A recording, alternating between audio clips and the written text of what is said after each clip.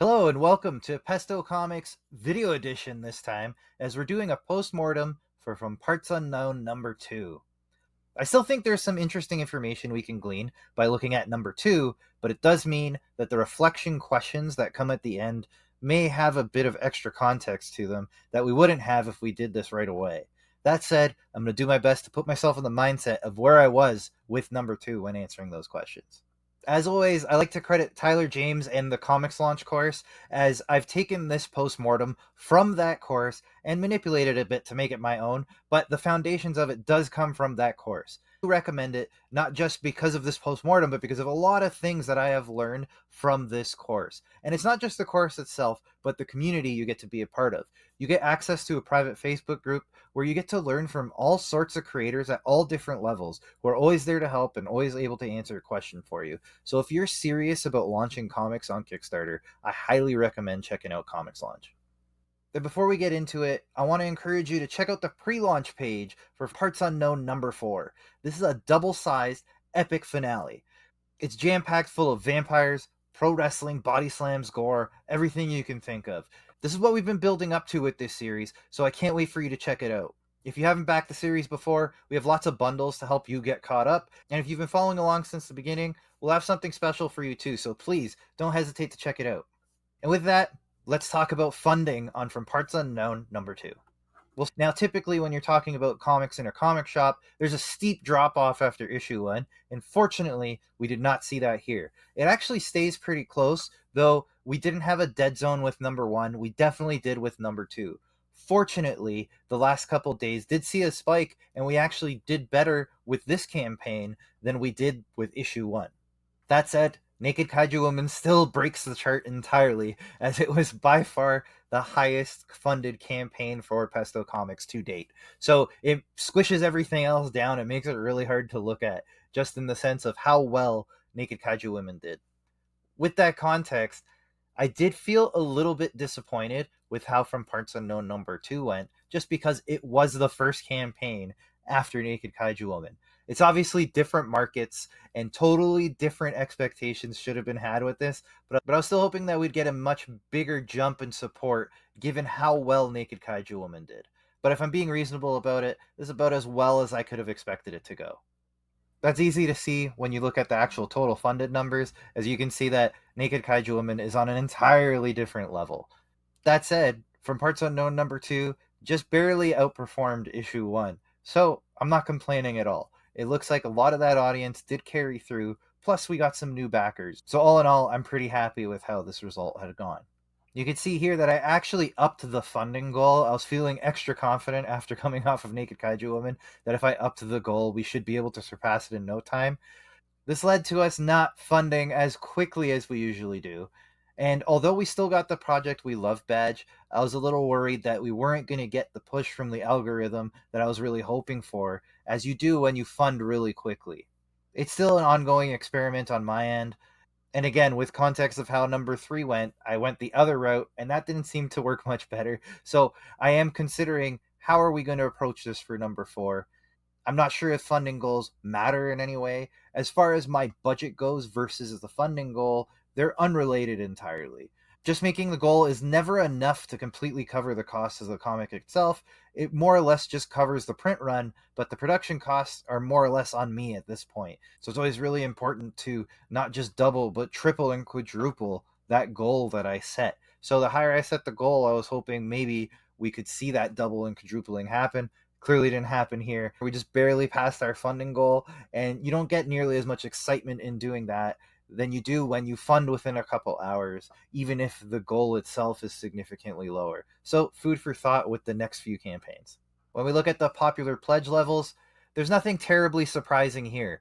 We could see very clearly that digital always does well. The main cover is always number 2.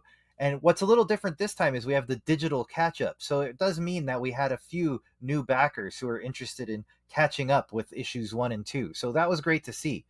Repeated with the highest funding pledge levels, as the physical catch up was a little more costly, being it's 2 physical issues and 2 digital issues. And that helped it become the highest funding level of all of the pledge levels in the campaign.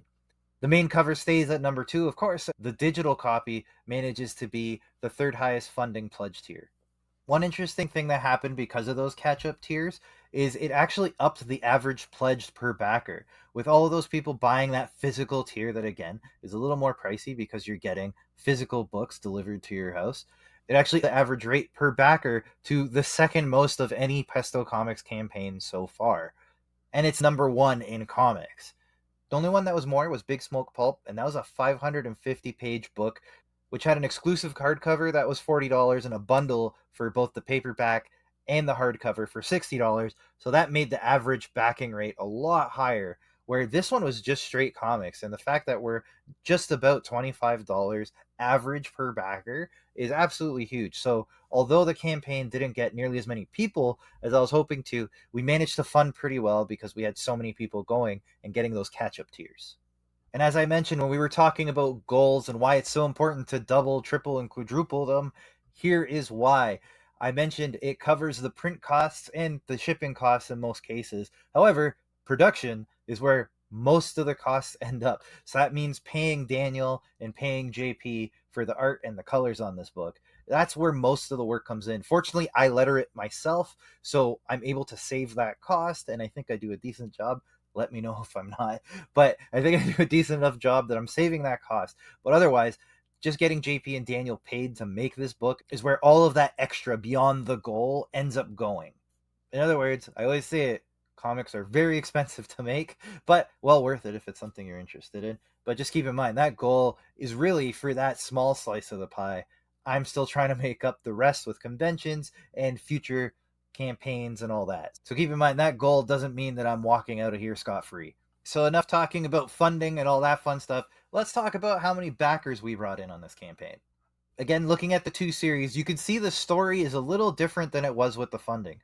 Although those two lines were pretty consistently tight with one another and they were following the same trend, you can see it was a little different with issue 2. We did have a bit of drop off in terms of how many people actually did follow from one campaign to the next. It was thanks to those new backers that actually got the backup tiers that made it comparable with issue 1 to 2. That said, we're not that far off. It's not that big of a drop off. So I'm pretty happy with the results, though you'd always hope that you would grow as the campaign goes. There's no surprise at all that Naked Kaiju Woman absolutely breaks this chart by flattening everything else with just how high the backer count was, with well over 600 for Naked Kaiju Woman. Unfortunately, you can see that From Parts Unknown number 2 is the second last in terms of total backer counts, which was pretty disappointing and did lead to us pivoting a bit in terms of how this series would go forward. That's why number 4 is now a double issue instead of doing the full 5 like we had planned at the beginning of this campaign for number 2. It was during this campaign that we decided to merge the last 2 issues to try and really end on a high note. So I've been talking about how many new backers we got with this campaign, and it's actually a shockingly small amount. So although they did help with getting this campaign to a certain funded level, it doesn't necessarily mean that there was a lot of them. The highest return rate versus new backers I've seen on any campaign I've done thus far. It basically means people who've read number 1 decided to come back in droves, which was good, but we didn't get so many new people in at an issue 2. This is why we decided to pivot and shorten the series in hopes that maybe those who aren't interested in serialized books can just pick up the whole series a lot sooner than stretching it out to 5 books. Interest in this? We had a pretty decent follower count. It was actually just shy of the follower count we had for From Parts of number 1. However, the conversion rate was higher, of course, given the math of just having a handful fewer followers. That said, it's pretty consistent with the last 2 campaigns, as both Naked Kaiju Woman and Big Smoke Pulp also had a 32% conversion rate. And when we're talking about returning backers, we can see how many people have come back for multiple. And although those last 5 who have backed since the very beginning and have backed every campaign are just holding on, we just still have 5.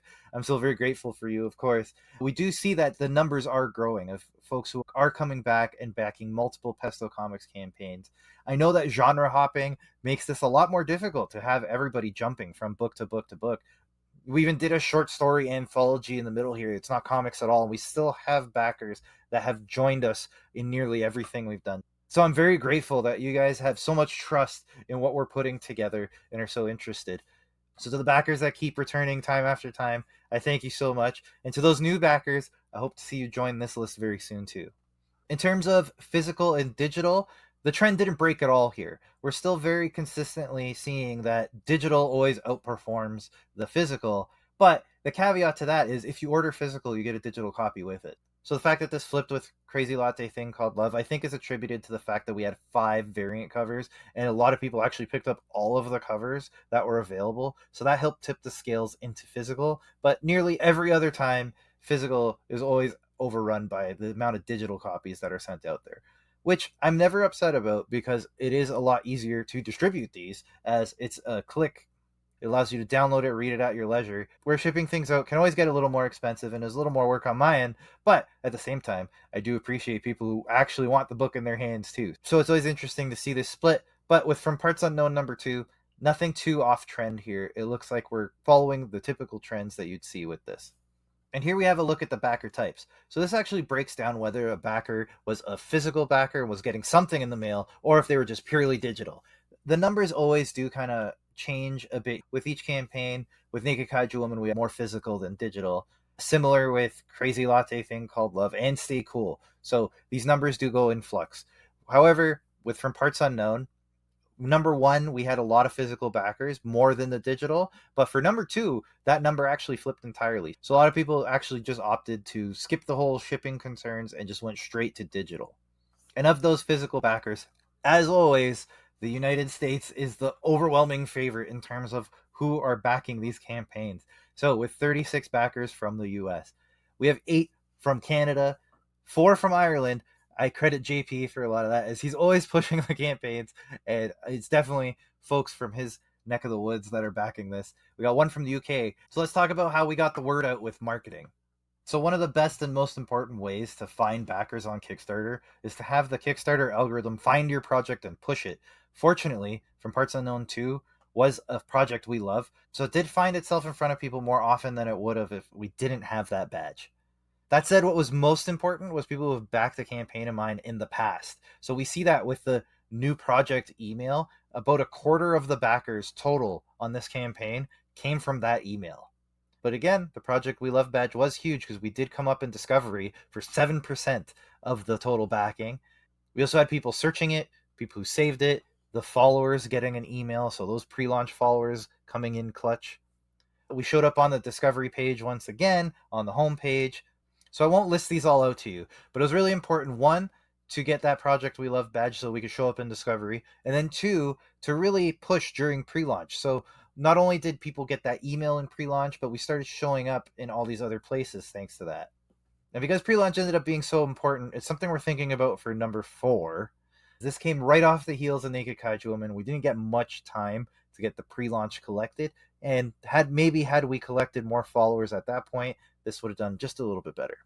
So in terms of backers we could actually track coming externally, there are a few that we have no idea. They punched in the URL and showed up. That's about 17% of the backers on the total campaign that just went straight with the URL in their browser, which is great. It means we're getting the word out enough that people actually are finding the link and finding their way to it without relying on a link being provided to them. So that means a lot.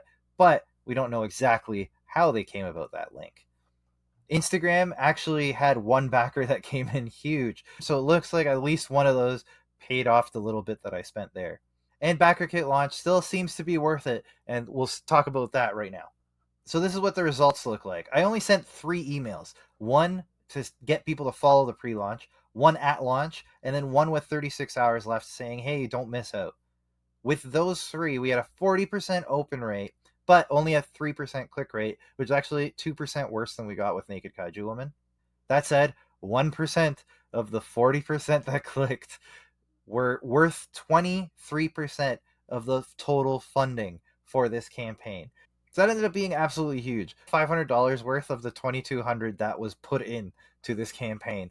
So Backer Kit Launch is still proving its worth in being able to send those emails out to previous backers. And now I'm going to go back in time in my head and we're going to reflect on the campaign as though #3 never happened, but I may slip learnings in here and there. So let's get into the question.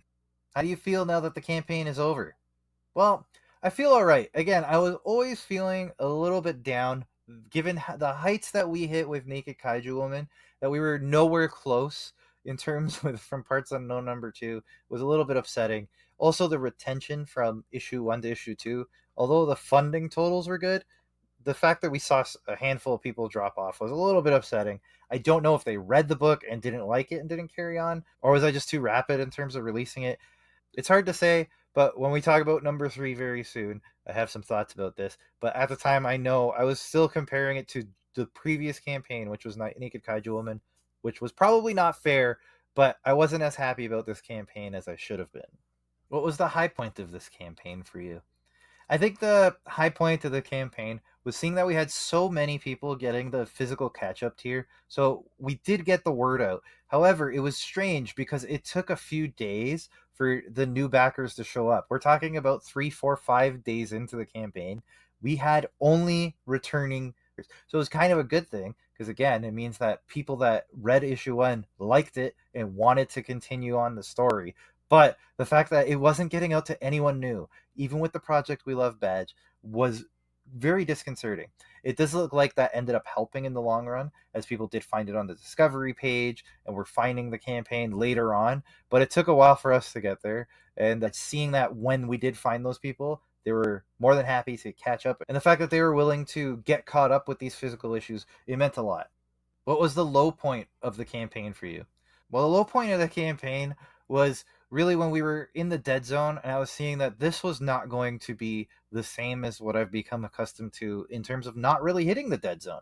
It wasn't just Naked Kaiju Woman, but we didn't hit the dead zone with Big Smoke Pulp. We didn't hit it with Crazy Latte Thing Called Love. So this was a relatively new feeling. I think even From Parts Unknown number 1 didn't really have a dead zone. So being back to those days, knowing that there were going to be days where you were going to get 0 followers, or worse, you were going to get a minus day where somebody maybe cancels a pledge, was really a low point. But again, we came out of it and we did pretty well in the end. We had that bathtub where day 1 was really good and the end of the campaign was really good. So overall, not terribly upset about it. How are you different now that the campaign is over? Well, I have a lot of thoughts about doing series on Kickstarter, at least in the way that I did it. This was a very serialized book. So if you read number 1, you know that you don't get a complete story. It's very much Act 1, if not the inciting incident to the whole arc. So you're not getting the full story when you buy this issue. And with indie comics, the whole reason I wanted to do this rapid release was so that people didn't feel that serialization weighing on them. Because with indie comics, you never know if the next one's coming. And I wanted to make it super duper clear. There is a plan. We've worked as far ahead as we possibly can to make sure that we get this book to you within, let's say, 6 months. Even though we did all that, it still didn't have the effect I hoped for. And with that, it makes me reassess the approach with comics going forward.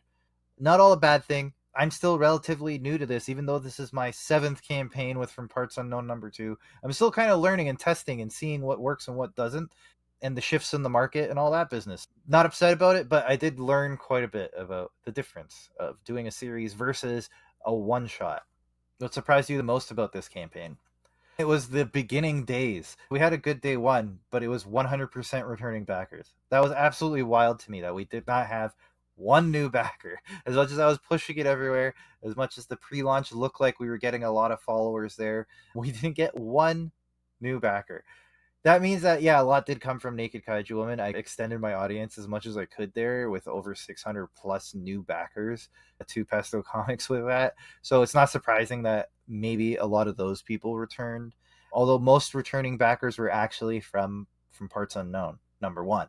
So it was just shocking that not one new person did not show up until a few days in. What's the biggest concern now that the campaign is over?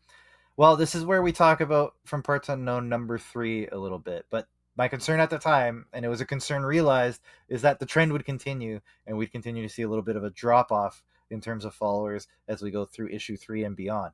The way I addressed this was by shortening the series so that those folks that don't want to jump into a series midway or pay shipping multiple times or any of that business, maybe they're waiting for the end. And I figure, let's get them to the end as quickly as possible. Let's give everyone the full story as soon as we can. And if we get the bonus of a double-sized issue in the end, so be it. So that's what led to this approach. But that was my biggest concern, is that maybe I made a mistake going so heavily serialized with this book. Naked Kaiju Woman is more sequelized. You could read Naked Kaiju Woman beginning to end and get a full and complete story. From Parts Unknown is not that. It is Act 1. So it's a little different in that approach. And that's where my biggest concern came from, was that I was going to have a hard time selling this one. What worked really well during this campaign? Well, I think that's easy. It's backer kit launch. That's actually the thing that worked best in this campaign. About 50% of the final funding of this campaign came from two sources.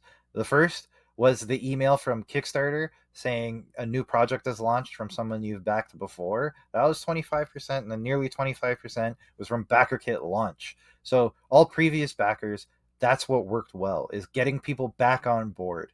And although we didn't get as many people as we want, and we didn't get everyone who backed number one to come for number two, it still did really well. How might you do it even better next time? I think for this, it's having a clearer strategy in terms of a series. Again, this was the first series I had done. I had done multiple one shots prior to this. So this was all a big experiment. And now I've understood that even if I want to tell a serialized story, I have to have a very clear plan to, one, to shorten it, and two, to get people on board for the whole thing. Maybe it's giving people the option for a subscription so that they're not paying shipping multiple times, or maybe it's just being upfront about the serialized nature of it. I'm not sure, but I do know that doing a series in this way seems to have some detriments to it. What did backers really seem to resonate with? Issue 1. It's a silly answer, but again, we had so many repeat backers that it seems like issue 1 was the thing that got people in, which was kind of exciting in that way. What completely bombed? Well, actually, I have it in my hand right here. It's the enamel pin. So it did really well with Naked Kaiju Woman. The enamel pin sold out. It was a part of the Make 100 initiative, and I thought, hey, it did so well. Let's do one for From Parts Unknown. I have my own collection of pins, so I'm kind of into those now too. And I wanted one for From Parts Unknown, and it just didn't do as well as it could have. I did offer it again, having some of this future thought. I did offer it with number 3, and we sold even more there. So it looks like it's not going to be a loss with these pins. They're still relatively popular, but in no way was it as popular as it was with Naked Kaiju Woman. What will you never do again? I think the pivoting midstream was something I wasn't entirely proud of. I did have to explain to a few people that yes, I kept saying it was a 5-issue series and now it's a 4-issue series.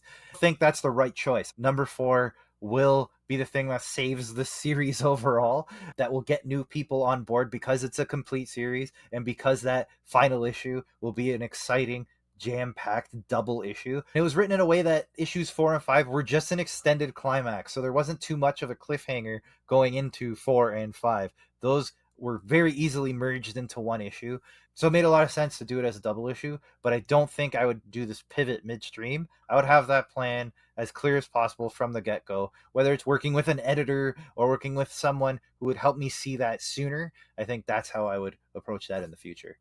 And that's the post-mortem for From Parts Unknown number 2.